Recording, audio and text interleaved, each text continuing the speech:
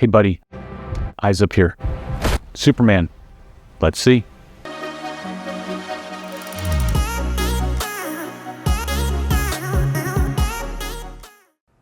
Hey everybody, welcome back. This week we got to see Superman, directed by James Gunn, starring David Corenswet, Rachel Brosnahan, and Nicholas Hoult. So some of my takeaways this week was the way that the film was shot was pretty nostalgic for me. It had a very deep-seated feel of the 1970s version of Superman with Christopher Reeve. Really enjoyed that callback. The lighting was similar. It was very bright in this one, along with the credit scenes. Had the same font as the original 1977 version of Superman, which I really like how they pay homage to the old school stuff nowadays in movies. Really enjoyed the way the movie looked and felt for sure. So doing some prep work for this review of Superman, I watched a couple of interviews with James Gunn and him speaking to what vision he was wanting to bring to Superman. And it definitely is a James Gunn film, but with things that are important. Like he mentioned that the person who he casted for Superman had to have the Superman face.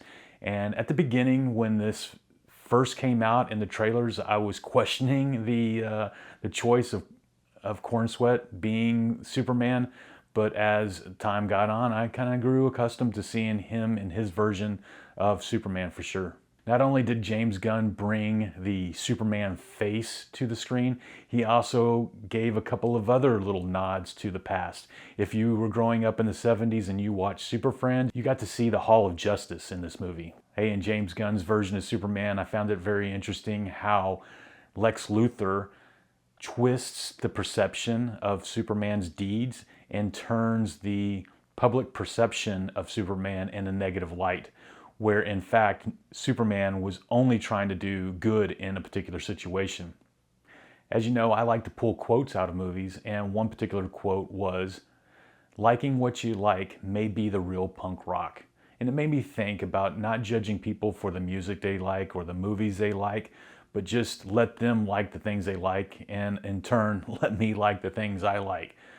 So overall, this movie reminded me of public perception and misunderstanding and how that can all get skewed. Lex Luthor was trying to achieve a certain outcome, and he would use his power to manipulate the thoughts of others.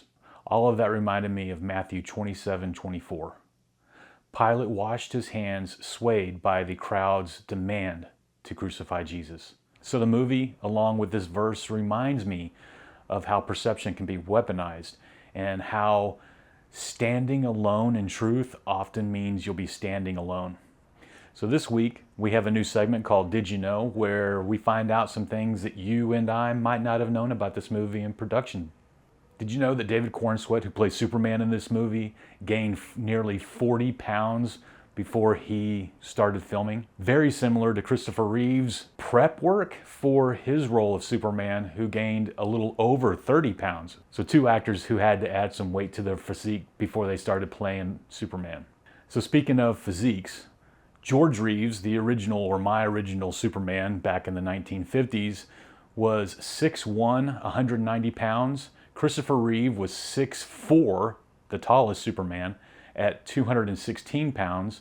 And then we have Henry Cavill, a small 6'1", at 220 pounds, matching almost where David Corenswet is at 6'3", at 240 pounds.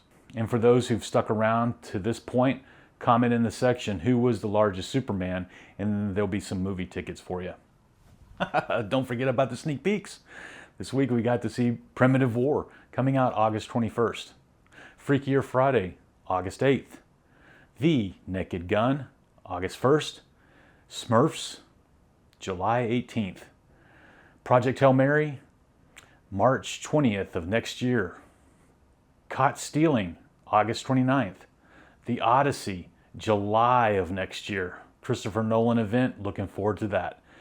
We also got to see One Battle After Another, September 26th. As you know, the anticipation for that movie coming up pretty soon is very high. And we finally have The Cat in the Hat animated. So until next time, let's see.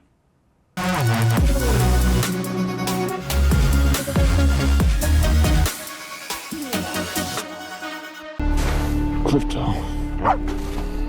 Home. Take me home.